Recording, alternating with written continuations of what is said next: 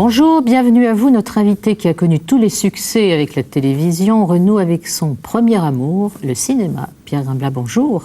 Bonjour. Vous allez bien avec votre voix grave? Marie-Laure.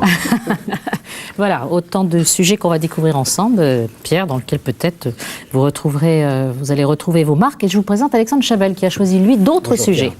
Bonjour. On ira dans les Landes. Vous savez que c'est un département qui a été aussi touché par la célèbre triste tempête de décembre 99. Les pins qui sont couchés à terre sont aujourd'hui des œuvres d'art. À Léon, reportage de Gilles Coulon et Patrick Panier. Depuis le 15 décembre dernier, le vacarme de la tronçonneuse a repris dans ce camping de 30 hectares à 2 pas du lac de Léon. Au fil des jours, le champ de bataille se transforme en musée éphémère à ciel ouvert sur le thème des statues de l'île de Pâques. Il y avait des pins qui étaient couchés, d'autres qui étaient inclinés, qui avaient différentes positions.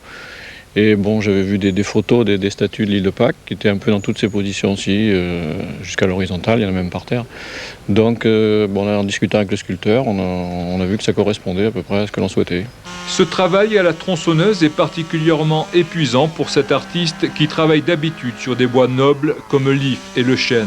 Le pin est un résineux plus difficile à travailler. On peut difficilement le poncer, compte tenu qu'il y a encore de la résine à l'intérieur, et que cette résine, évidemment, il faut qu'elle s'évacue.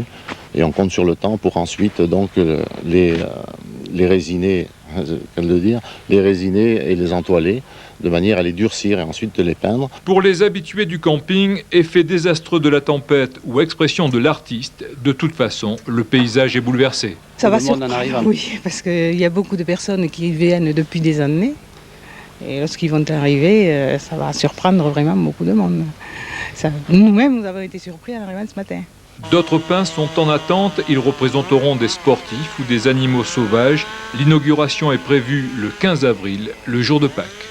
Et à l'inauguration, on pourra même découvrir, particularité régionale oblige, on découvrira des scènes de courses landaises. Alors, revenons un petit peu à ce sculpteur, Didier Loriot. Lui, il habite tout près d'Orthez, à Bérinx précisément. Ça fait près de 20 ans qu'il a cette activité professionnelle. Mais au départ, il a rencontré le directeur de ce camping presque par hasard. Il venait, disons, pendant les vacances pour faire des portraits des campeurs, des vacanciers.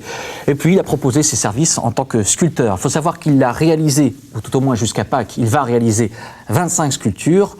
Ça a un prix tout de même. C'est très beau, mais ça coûtera 100 000 francs.